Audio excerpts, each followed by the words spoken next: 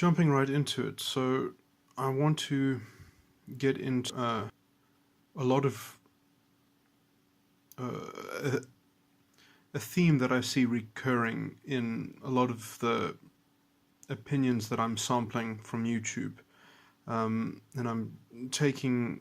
I'm wanting to address something that I see. I'm not a very minute follower of Tim Pool or the general sentiment of his work I think is laudable. He's in general he's a positive influence. He's a good commentator. But I do think that there is a depth that is lacking, which is in a sense no one's fault. But I'd just like to propose some of that depth that I think is missing from analysis, and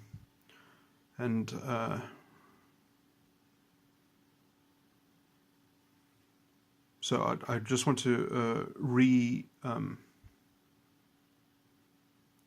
encapsulate some points that I've brought up recently, just to create a complete note of some aspect of the culture war. And I was going to relate this to something else as well, but not just Tim Pool. I mean, because certainly I see other people.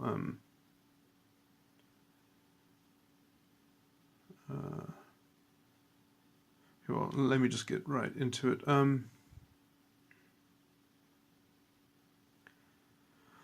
So I've set up this very vague conceptual model of dividing life into two potential perspectives or frameworks or components. And I did actually misspeak slightly when setting this up, and I said that this was the original meaning of comedy, and then I said drama. Drama is actually incorrect. It's actually, the distinction is between comedy and tragedy, but it doesn't actually make. It wasn't such a bad error that I essentially replaced tragedy with drama, because in the context it makes more sense that it is drama, because in a sense it's repetitively depended on by those people who essentially just are trying to re-stimulate their own kind of reactive circuitry. It is a kind of repetitive crutch which they are forever trying to kind of find excuses to bring that hobby horse to bear as a kind of vortex that sucks everything into it and incepts the whole situation. And I'd also have made at least vague descriptions of how that general behavior is linked to the beta quadra style of personality within the Socionics personality matrix, the intuitive feelers. Okay, so let me just state again. So the distinction between comedy and drama is that a comedy is something in which man controls man's fate. So a narrative that is comedic or characterized by comedy is one in which the portrayal of the characters themselves in a sense is constructing the unfolding of the narrative, that there aren't these winds of change which don't occur as their source in the protagonist and the antagonist, that they are just the kind of, it's not these sorts of outside collective forces that are brought to bear on shaping the narrative, that in fact those forces you see where they originate from, and they originate from individual decisions and deliberate actions. And so it is an element of deliberation that effectively controls the fate of such things. I also when I was drawing this distinction in some of my other videos, I did also misspeak when I when I was describing a dark comedy being that my description of a dark comedy was not correct. Let me just think what that correction was.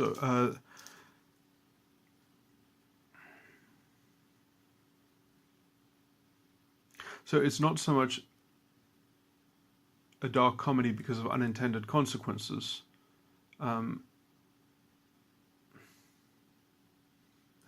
Or perhaps that was what I was failing to point out, is that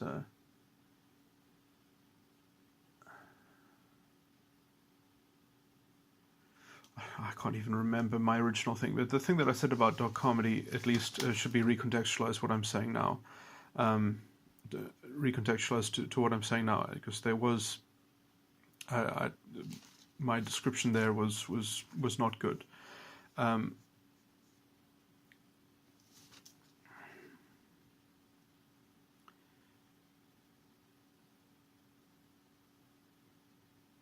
In some sense, a dark comedy could perhaps be seen as the tragedy of misalignment, in almost the failure of communication, so almost the form in which deliberations convey and create some kind of confluence of arrangements that happen in a bad mixing, in a confusio, but the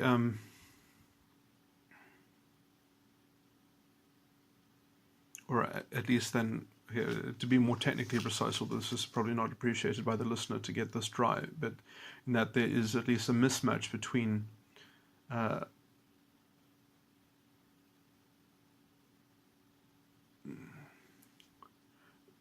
confluence that I just sort of described and the purposes of the people involved.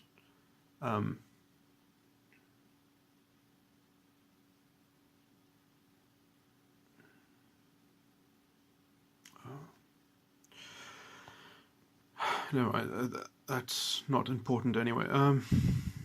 But yeah, perhaps I should just define dark comedy anew. I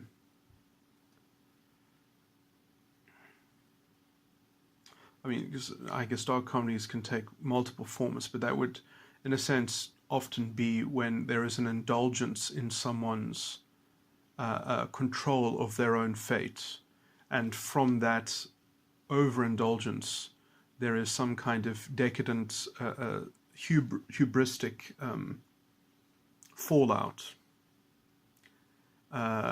or the inverse of hubris, where it's just something like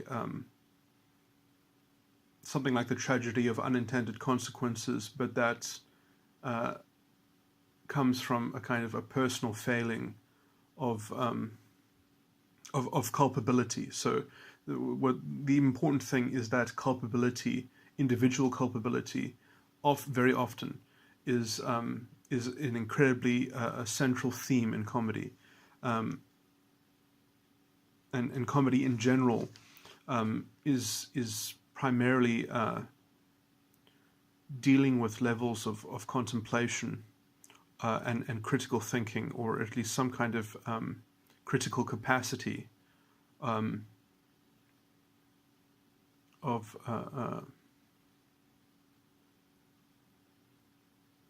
judging.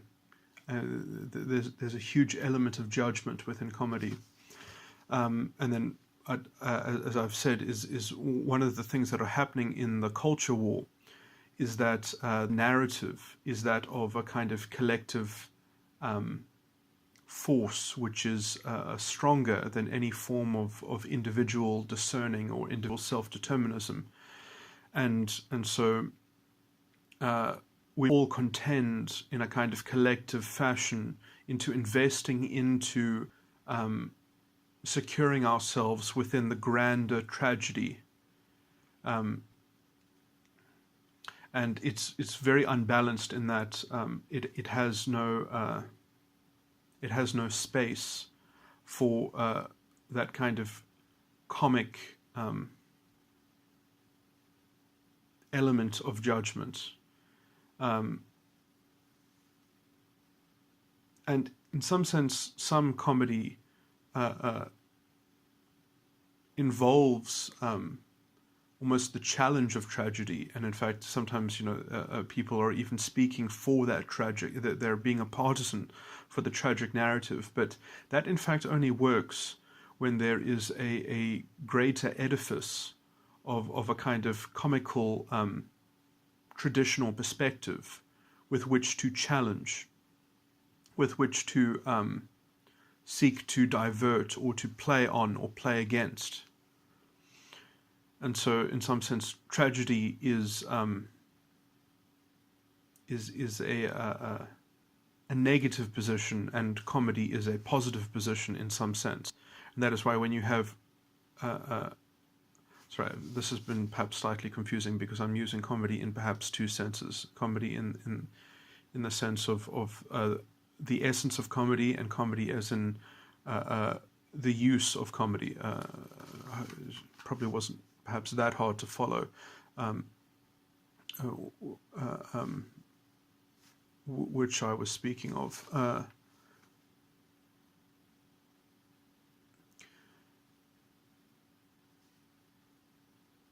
But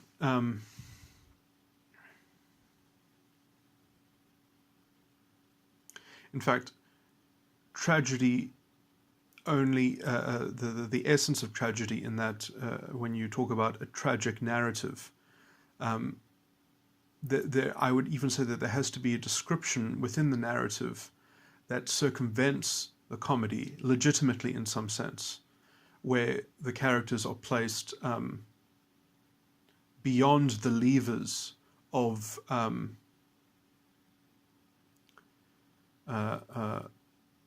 character-driven unfolding of the plot. And so, in general, television has been a lot better as the culture war has raged on.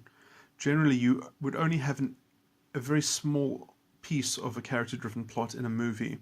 Obviously, movies have very condensed narratives, and the quality of series has picked up.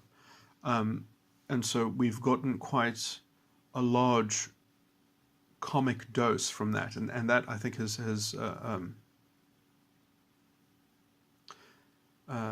this is why people who are indoctrinated by the kind of the radical left and identity politics in general, that have gone into writing and into the industry, are so useless.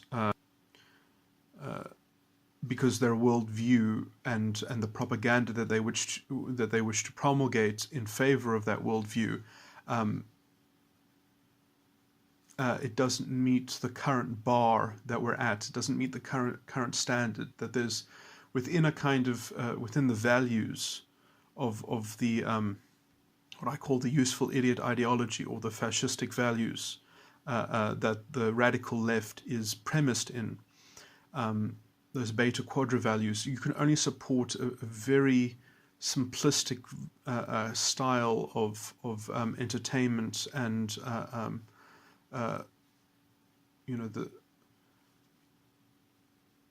they cannot take because essentially they can only be sophisticated at the expense of something that they're tearing down, of something that they are targeting and making a scapegoat out of. Okay, sorry, I don't want to get too much into these sorts of ancillary tangents.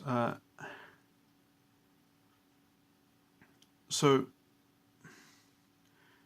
this censorship and propaganda is part and parcel of this shift within the culture war in terms of attacking comedy. Now, when you look at the complex themes of series and stuff like that, although themes can be political in nature and have echoes of politics, when you actually look at actual comedy, I mean like comedians doing stand-up, they aren't they're hitting it on the nose, as it were. They're not weaving their judgment into the subtext. They are offering it directly. They are saying it directly. And so that is generally why these people are on the firing line, or before the firing squad, for the radical left, fascistic values, because they are exemplars of being able to have to shine a light on self-critique, being self-critical, being contemplative, having an independent judgment on things, having that independent judgment attached to individual traits and features, and not just collective traits and tragic narratives. So the subject of comedy is being whittled down in that you can only talk about oppressive structural complaints. You cannot talk about the interpersonal dimension in life, because the interpersonal dimension gets totally dehumanized and broken down. This is one of the points of feminism, is feminism destroys the interpersonal relations between men and women, for instance, because you have to see people as tokens and representative of a collective faction that has this historical residue attached to it. It stops people from being able to negotiate and imagine their own relations in real time and negotiate them in real time. It forces them to almost bring up critical thinking about someone's collective guilt and their collective shame almost a priori, because of some kind of historical imprinted ideological obsession.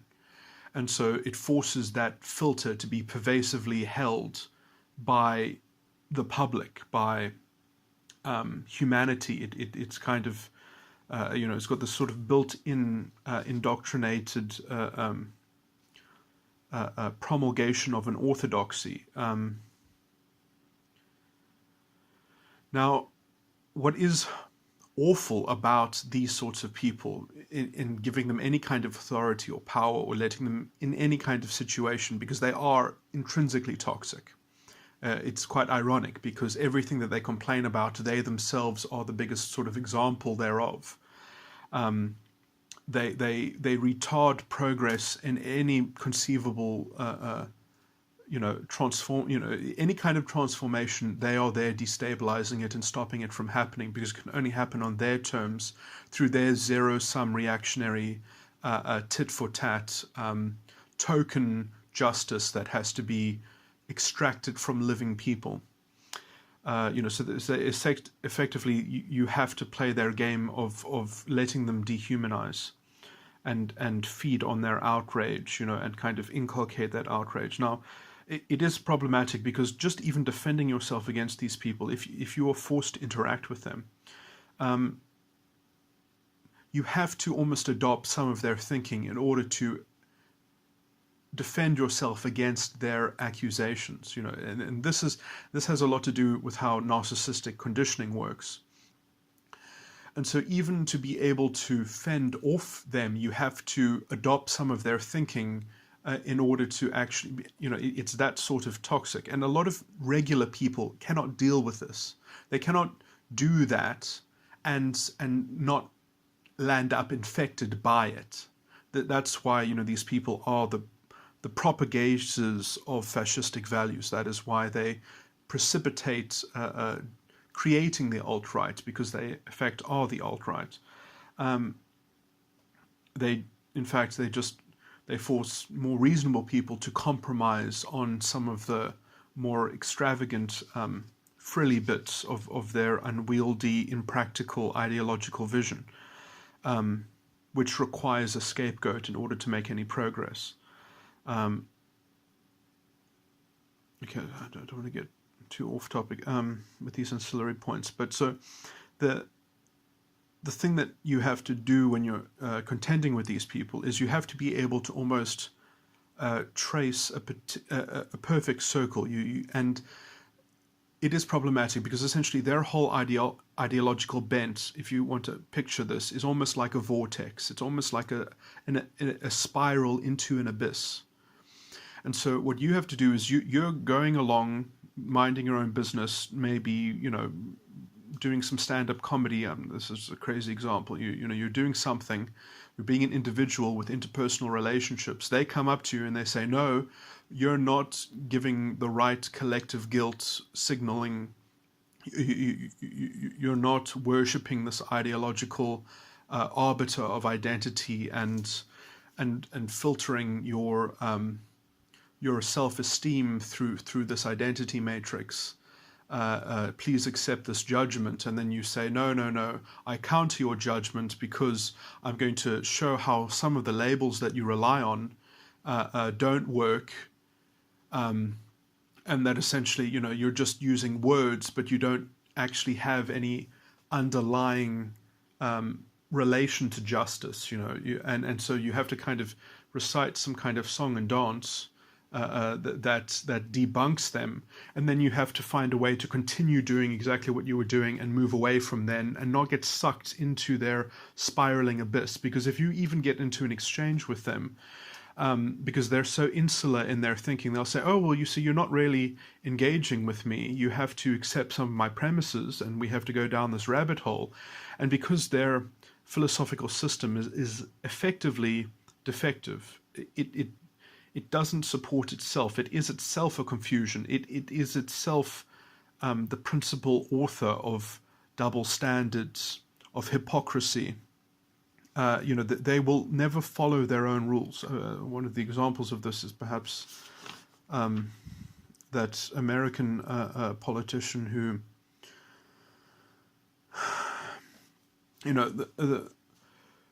and I was just going to say something about that. They need to create, in order to even have this this avenue of controlling culture, is they have to essentially create some kind of fundamental moral confusion, because it is the only way that they can implement their inception. Like they are so tightly wound. I mean, you can see this in how they, when a few of them are in a new space which they're trying to take over, I mean, it is like a virus, they have to create an outrage vortex just to certify their ideological position with some semblance of validity, that it must spread or it risks imploding on itself. It's that fragile. And so, I mean, you can see this with the stuff that's going perhaps in, or at least the stuff that I see reported on about the Democratic Party, with these radical left people playing their very toxic games in politics and such. Because effectively they have no other way to make progress. They have no other way to move anything forward unless they do it through the vector of some set of accusations and hysterical complaints.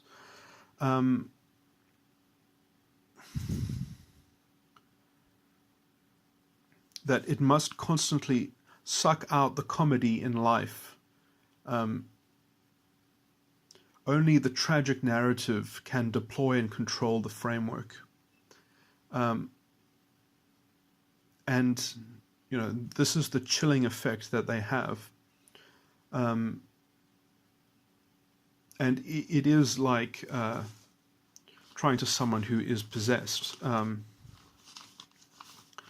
They don't have the resources to think outside of their very tightly wound reactive circuitry, and in fact they suffer if you don't let them incept you. They suffer if you don't let them control the narrative, and this is how they propitiate people like what's his name, Jack something, the guy who is the CEO of Twitter or something. Some very good commentary on that I saw from, I think his name is Matt Christensen. I just watched the video. Yes, I got his name right.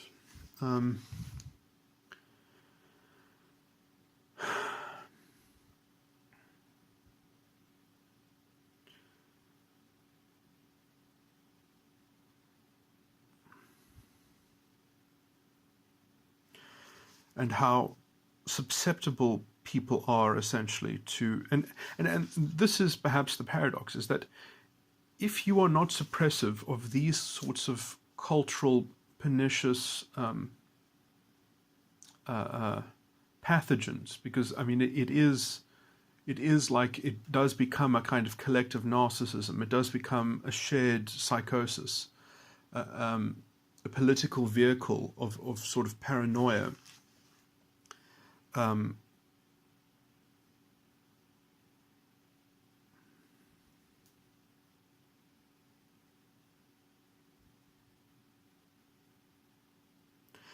And because there is a kind of fundamental moral confusion at the base of their thinking, which you aren't allowed to touch, you're not allowed to, they'll never let you talk about it to them directly. You can't extract it from them because they just feel it. It's just part of them.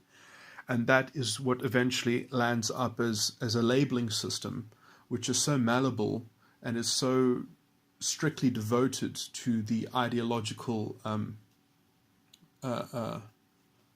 control and spread, you know, of itself,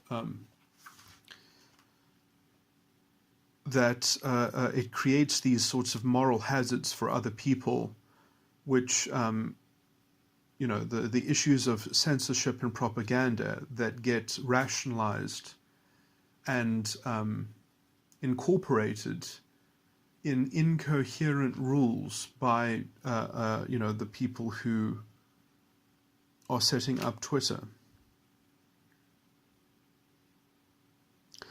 And, you know, from some kind of amoral standpoint, you know, essentially you have these people that say, effectively, we don't want to upset these people. We have to cater to them because they are a very vocal, vicious mob mentality.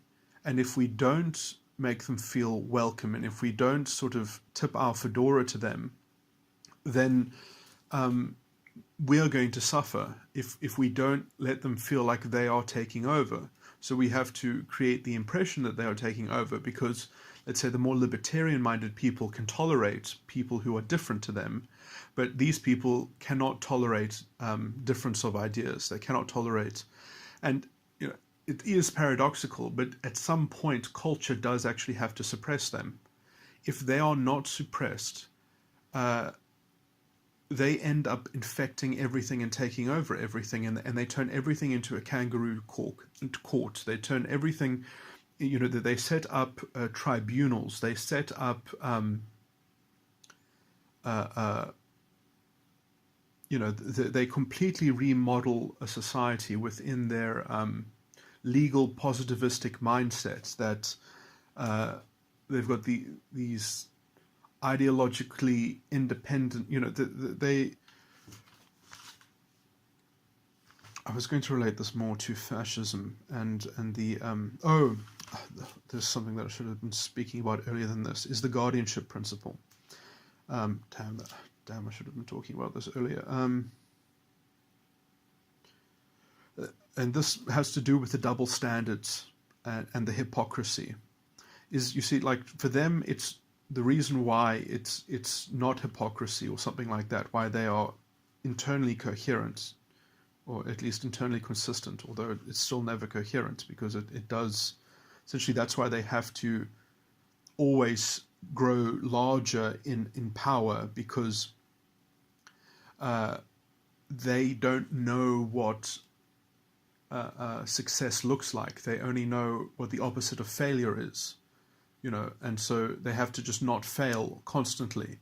And when they do take over, then when things don't actually improve, when life doesn't take on that different shade or that different hue of kind of existential imagination that they had about their project, you know, then it becomes often a direct and they have to find something to sacrifice to their bastion of ideological principle or whatever. But at least in the meantime, and what the main thing that we have to look at is how they offer guardianship. is what I keep on calling the guardianship principle, which is a replica of the Führer principle. I said before, these people are essentially fascistic. They have the same philosophy as the Nazi philosophy. In fact, it's only a slightly compromised. The Nazi philosophy is just a very slightly compromised version of their philosophy, which is why Hitler called these people useful idiots, because they share the same thinking,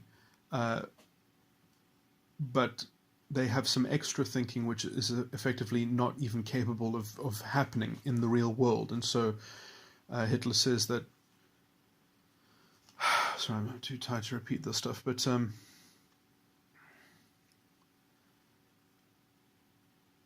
anyway, the point that I was saying is that the guardianship principle is what gets them out of their own hypocrisy in their own minds.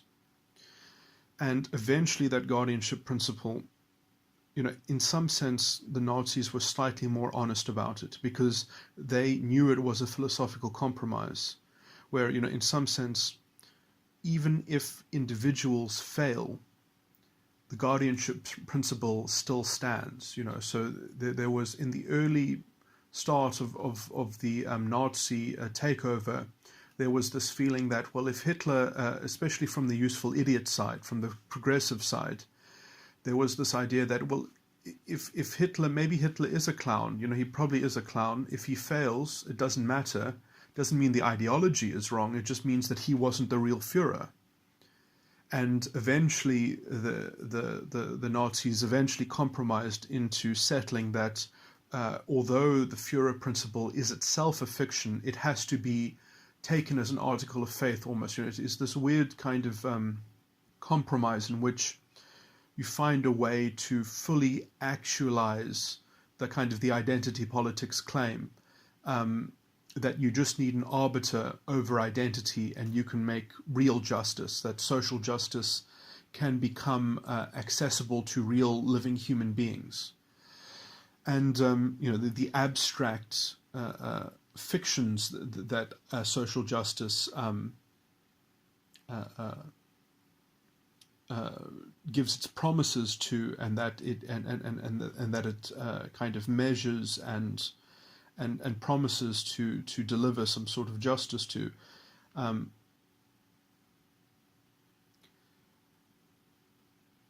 The simplicity of that whole model is what generates a lot of the appeal, is because it's so simple. It doesn't actually have to work even, but it's so appealing because of how simple it is, because then anyone can be on the right side. You don't have to have the right knowledge. You don't have to have any kind of proper expertise. You can just be an expert in social justice. And and it almost has this built-in self-esteem that comes from just sort of identifying with history, and that's then you're going to almost inherently excavate the pride that was stolen from you in history, and so it has this idea that you're kind of ideologically mining for the jewels and the vestments of authority that history robbed you, because and all you have to do is attack the token of that evil history which exists in the present, as this scapegoat, as this enemy faction, and that they are in fact keeping all the treasure is buried somewhere, and being hidden from everyone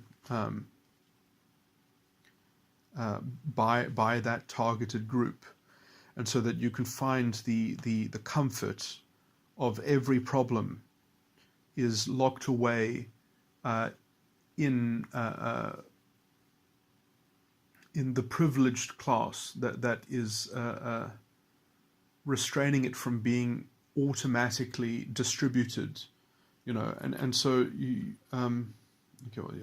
it's it's not even worth talking about it. It's, it's something that honestly, 5-year-old children can literally see the manipulation in this kind of tactic. I mean, this is the kind of manipulation that some personality styles use to incept small gangs of people on preschool playgrounds when they're creating their kind of the pretext of a moral confusion and a moral difference, so that they can employ their inception of social manipulation and somehow be branded the guardian as they are extracting their sadistically edged treatment, which is obvious, which is generally a kind of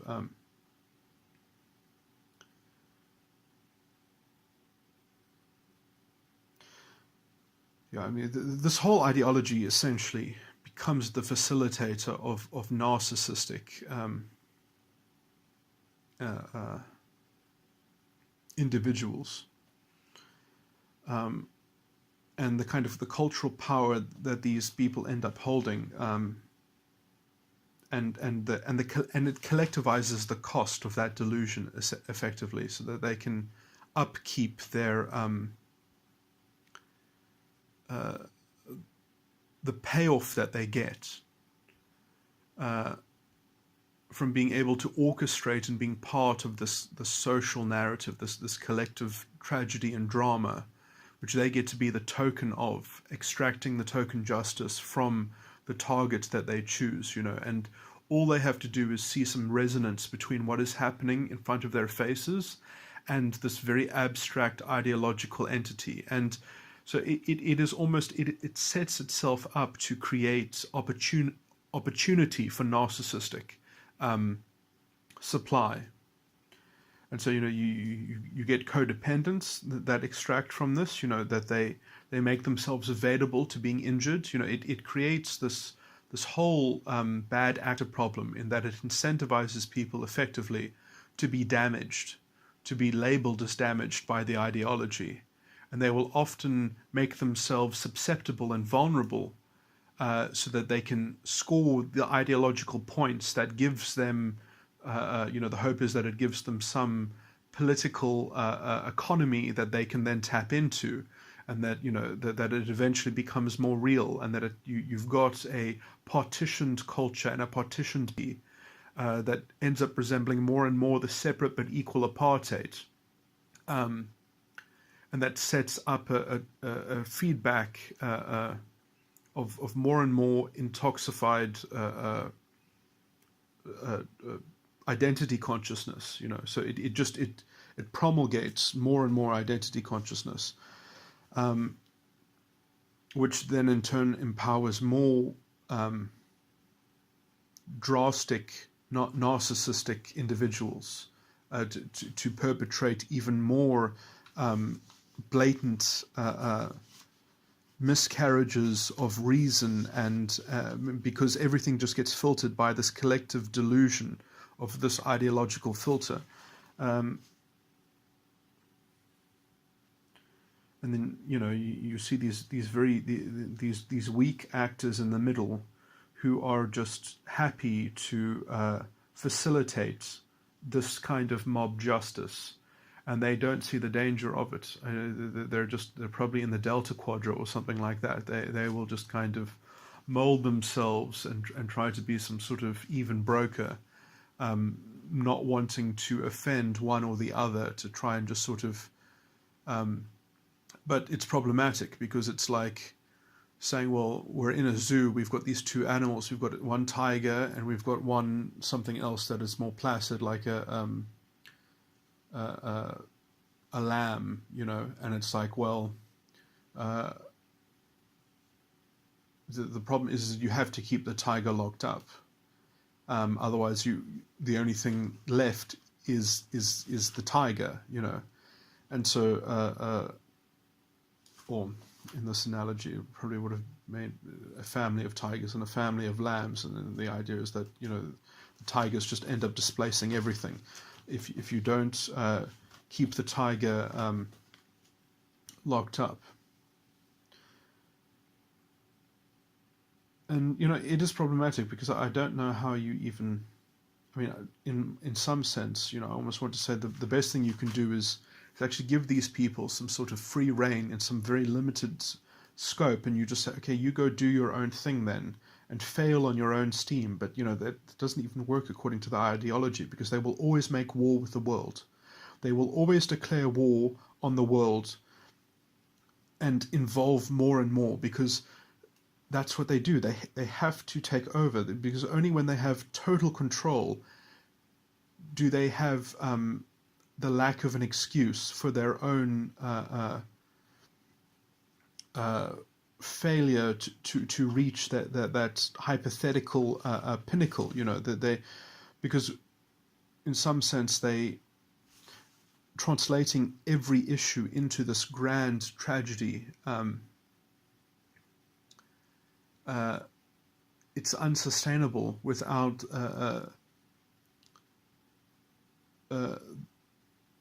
the individualistic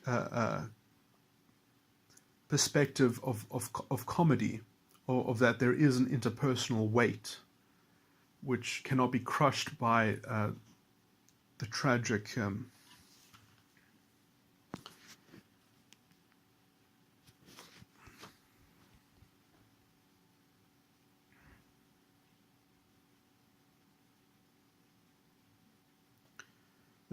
translation of every